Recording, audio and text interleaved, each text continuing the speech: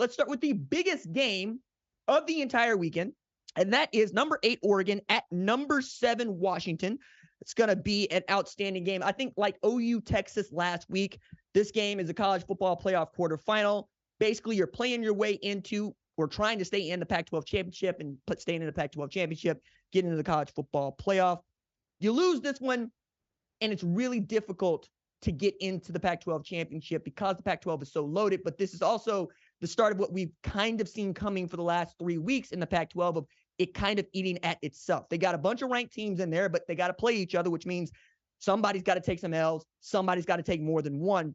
And now we're finally going to get to see these really outstanding football programs go at each other in a meaningful football game against competition that we think is actually good, right? No disrespect to Portland State, but, you know, you're Portland State. There's not a whole hell of a lot we can learn from Oregon beating up on them. The same thing is true of Washington, though. I'm looking at that Arizona game. They won 31-24. I'm thinking maybe Arizona was better than we thought, which means the bottom of the Pac-12 is way better than we thought it would be. And that might mean that the top of the Pac-12 is as good as we think it is. Now, Huskies fans, they claim that they have the Heisman winner at quarterback in Michael Penix Jr. He's averaged 400 pass yards per game. He's thrown 16 TDs and just 2 picks. But now is the time for him to prove it, okay? He's going to have Jalen McMillan back. He's going to have Rome Odunze back. And I expect him to try to complete a whole bunch of passes. Now, you got those dudes, and you got to stretch them against what I think is a really great Oregon defense and doesn't really get as much of its due because Bo Nix is Bo Nix, right? But also because they got an outstanding running back over there. 2-3, actually, if we're talking about Jordan James, Bucky Irving, depending on what you want to talk about with Bo Nix, what he can do with his legs. And then Troy Franklin is an absolute stud out there at wide receiver. But I'm also looking at this going, all right, what do we expect to learn from this game? Do we expect to see the Pac-12 champion come out of this game? I'm not so certain, but I think most of us are leaning in that direction based on what USC has shown us so far. We're going to talk about them going to Notre Dame here in a little bit, but the other part to point out here is that Michael Penix Jr. is the offense. He's the most important player. He's the best player at Washington. If Tosh Lupoi and Dan Lanning could put the lid on their passing, it's going to be tough for Washington to win because they basically don't have a running game to speak of, whereas the Ducks are complete, man. That might be the most complete football team west of the Mississippi when you talk about what their offense is capable of and what their defense is capable of. They're going to have opportunities here as ball hawks to go get them, and they're going to have opportunities to go sack the quarterback. The ball will be turned over. It's just about who's going to win that turnover battle. The way that Michael Penix Jr. runs that offense, the way that Ryan Grubb calls that offense, I expect to see some outstanding plays made by that secondary at Oregon. It's about whether or not they can return the favor over there at Washington. Oregon's also given up 10 points or more only once this year, and that was the 30 that they gave up to Texas Tech at Jones in Lubbock. Other than that, they've just been dunking on people. They've scored 38 or more in every game they played so far. Now, again, outside of Texas Tech, they ain't played nobody.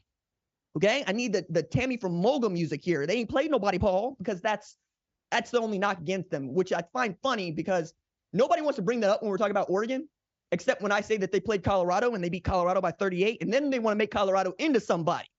But as long as Colorado is beneath them, hey, look, it's fine. They're good. All right. Now I can't wait to see you play somebody that is a top 10 team. And frankly, going to be the front runner for who we think is going to win the Pac-12 championship coming out of this game, just because most of us are not all in on SC. We'll talk about that in a little bit. Oregon is also averaging 227 yards on the ground and 330 yards through the air. They can do it to you any way you want to get it.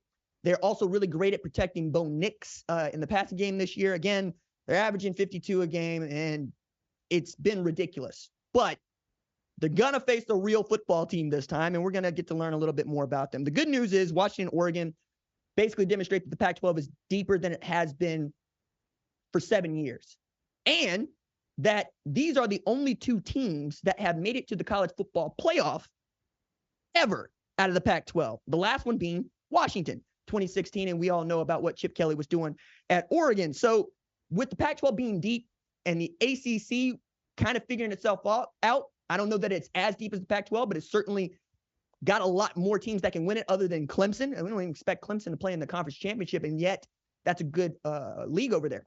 Other thing about the SEC is that they're not as deep as we once thought they were. I mean, Georgia beat Kentucky, who had a number next to their name, and stomped a mud hole and walked it dry. And all of a sudden, I'm supposed to take Georgia seriously after Georgia's been sleepwalking through the first 2 SEC games of the year, going down at half. I'm not doing that. First, you have to be perfect in our sport. Then you have to be dominant in our sport. I haven't seen Georgia be dominant this year, save that one game. I would like to see Oregon, Washington be dominant this year. I would like to see one of them just put the screws to the other one and say, no. We are going to represent the Pac-12 in the college football playoff and make this easy for us, because that's what we want. We don't get a whole lot of opportunities for games like this when I expect them to take full advantage of it. And one of those teams is going, I think, to win the Pac-12. I don't know that USC can do this, man. To say nothing of, I think that if Oregon or Washington wins this, I don't see another loss on the schedule if they can get by, especially a couple touchdowns here. Now, I'm going to go ahead and pick Oregon to win this game just because I like their defense better than I like Washington's defense. And I like watching Bo Nix operate as a fifth-year senior and absolutely has that thing under control. Will Stein is coming as offensive coordinator and just made it go. Bucky Irving is an absolute dude. You know how I feel about Troy Franklin. I think they got the goods this year to go win the Pac-12 championship and make the college football playoff, but you got to beat Washington. On the other hand, Washington wins that game, I'm probably going to pick them to win the Pac-12. It's kind of why I'm out on USC, which is a great way to get into that game. Number 10, USC at number 21, Notre Dame. That game is really going to be a lot of fun. It's going to be a lot of fun because, well, one, Notre Dame is favored. I understand Notre Dame fans are going, why? Well, I think you're the better football team. And I think most of us think that you're the better football team, and you're really tough in South Bend, especially against the Trojans, right? Run 4 out of the last 5 against USC in South Bend, all right? That's number one. But the other part about this is USC is the only program in FBS to put up 40 or more in every game it has played. I mentioned that Oregon put up 38 against Texas Tech, probably the second best on that one. But it's also that they needed to score 40 to win football games, which is never a great feeling as a football fan. USC's defense has given up 421 yards per game and 41-28 to teams that we don't think are good, right? Or I should say teams that we don't think are conference championship caliber teams. Arizona, Colorado, Arizona State. They've given up 28, to San Jose State, and we don't think that they're any good either. What I'm saying is, if you're picking against them, this is the time. Now, I used to wonder about this because USC's got the 76th ranked scoring defense in the country and 109th in total defense. I used to wonder, why would people always point to Lincoln Riley's teams and say, I don't know that that's a college football playoff team. I'm an Oklahoma fan at the time. So you take it back to 2021, last year that Riley was at Oklahoma, they began the season 9-0. But nobody wanted to believe that was a playoff team. Now, they end up losing a game and losing another, right? And they end up playing Oregon in the Alamo Bowl. But the point is, nobody trusts the defense. And now that I am not a fan of Lincoln Riley's team, though I like watching his teams play football, I'm a fan at Oklahoma, right? That's the point. I get to look at this and go, oh, so this is how y'all feel about Lincoln Riley football teams, the ones that are going to put up 45, but also going to give up 40. Those teams don't win national championships. Full stop. Everybody in the college football playoff can score. Everybody. Not everybody can stop people from scoring. You know how I know that? Because I saw Oklahoma get into the college football playoff 3 times, and somebody stopped them from scoring, and then we continue to get scored on. Okay? All right? Even with ridiculously large leads. I go back to the Rose Bowl. You're about to go up 31-14 at halftime, but you decide to squib kick the ball, put Georgia back in the game, you lose that game, right?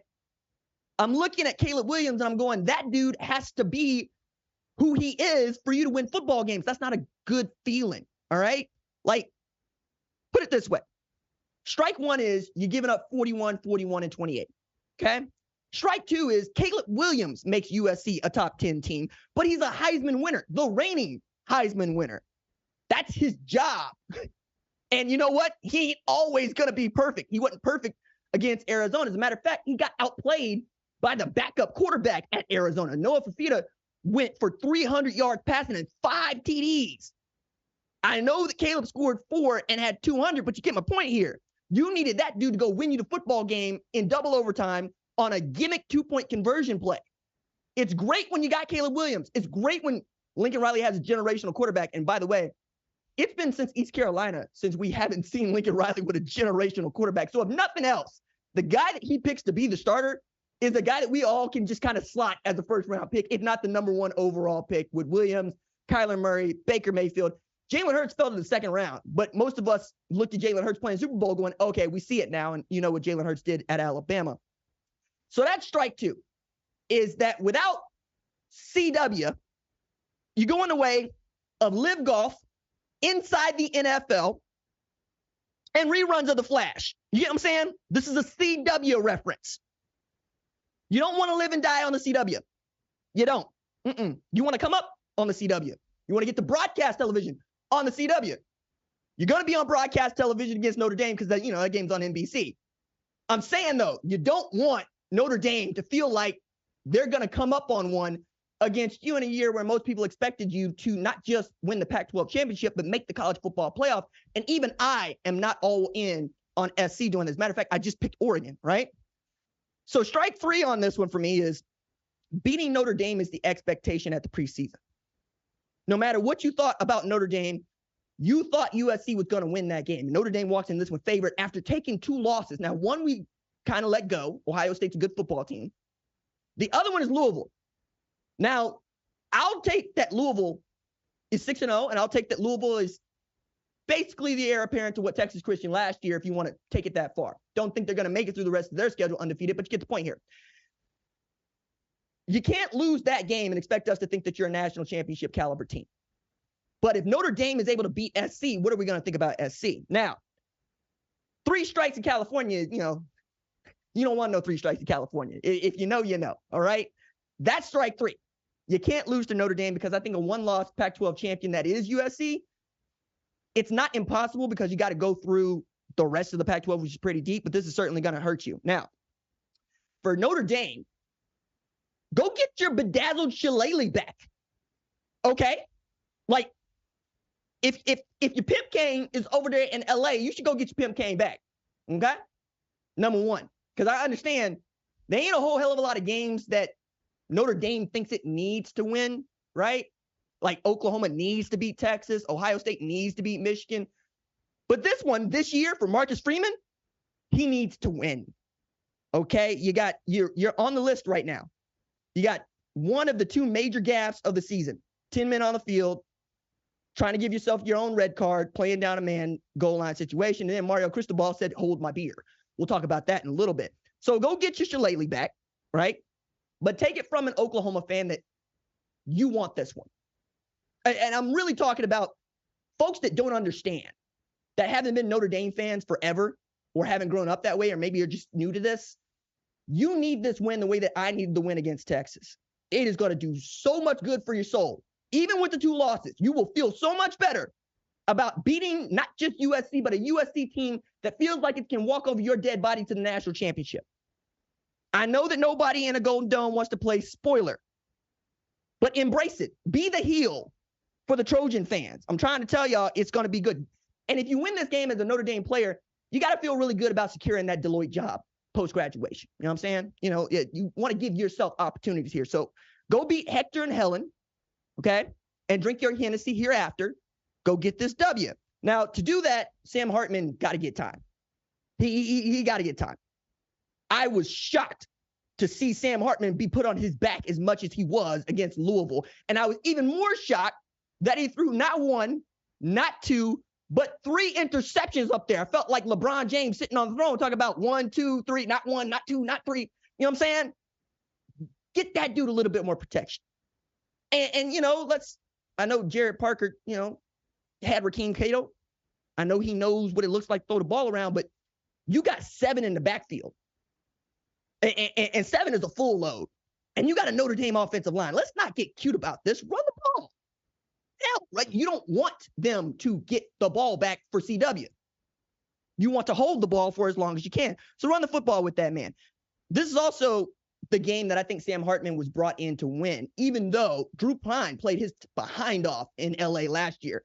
Numbers here, 23 of 36 for 318. Now, he had Michael Mayer, and I get that.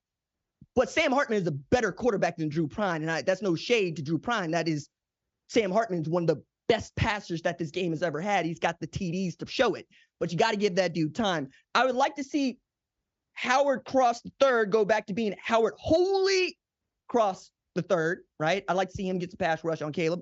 But again, it's about being able to protect Sam Hartman. Can you protect him from Solomon Byrd? Can you protect him from Jabil Muhammad? Can you protect him from Bear Alexander? The one thing we know about the speed D Alex Grinch runs is they're about takeaways and sacks. It means they're going to give up 500 yards. It means they're going to give up some TDs, but they're going to get into the backfield. You got to be able to keep your hands up and them off of Sam Hartman. Now, what does this mean for the rankings for the national title race? It's fairly simple. USC is playing for a national title spot or a college football playoff spot. Notre Dame is not. Okay. I think a loss to this Notre Dame team does not help them in the least, but could hurt them a little more than we thought it would until Notre Dame lost to Louisville. So USC probably needs to win this one going away for us to feel better, not just about their college football playoff chances, but their chances of making the Pac-12 championship. So I'm going to pick Notre Dame in this game because I think at Notre Dame, Indiana, which is where Notre Dame Stadium is, it's not South Bend. Love that fact because even Notre Dame has to differentiate itself from South Bend.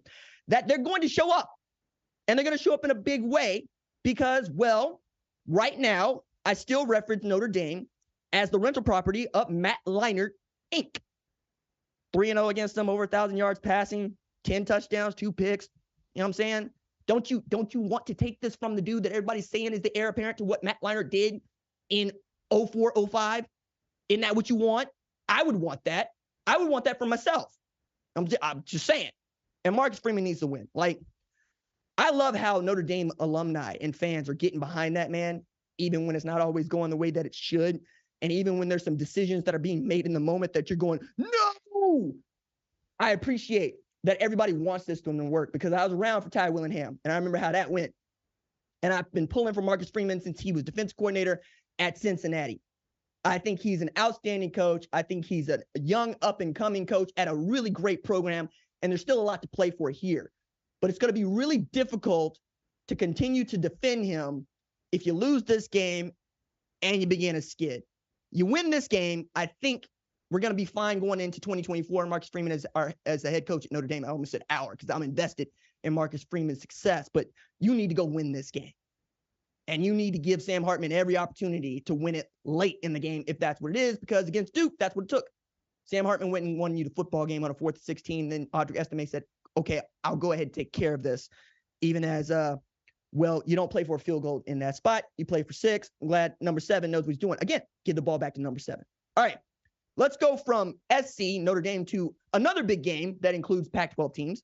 Number 18, UCLA, at number 15, Oregon State. All right, this was on Big Fox at 8 p.m. Eastern Standard Time. I believe Brando and Spencer Tillman, Tulsa's own Spencer Tillman, Edison High's Spencer Tillman, going to be on the call.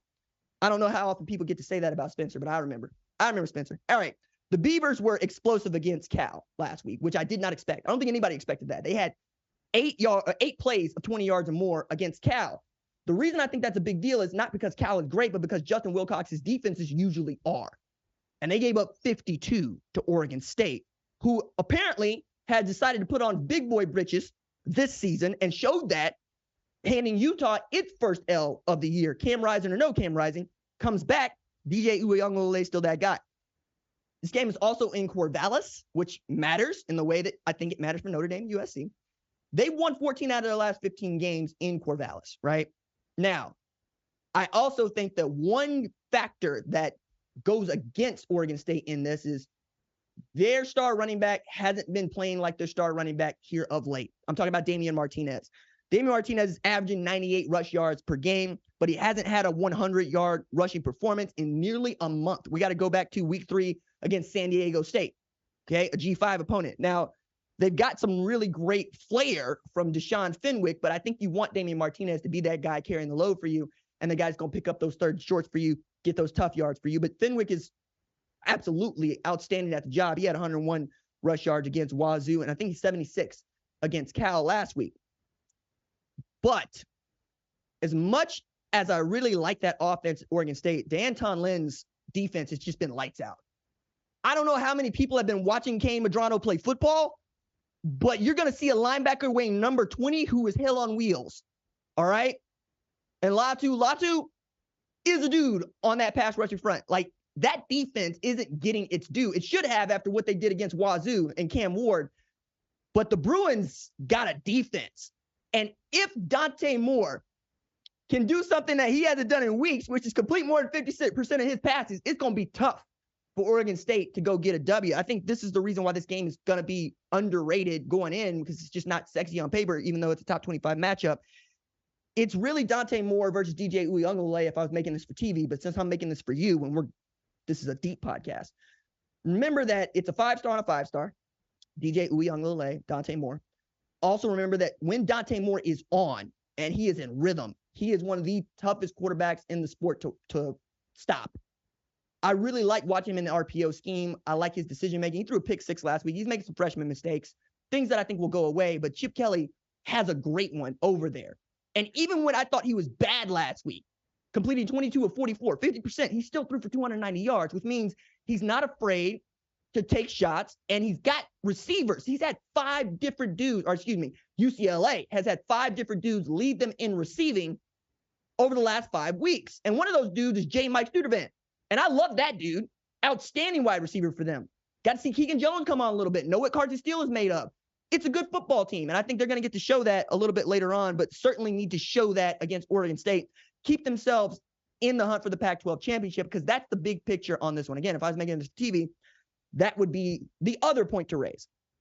Losing this football game is going to make it real difficult for you to play in the Pac-12 championship, if not impossible. But winning this football game and still being one of those teams left with a 0 in the loss column, that bodes well for you.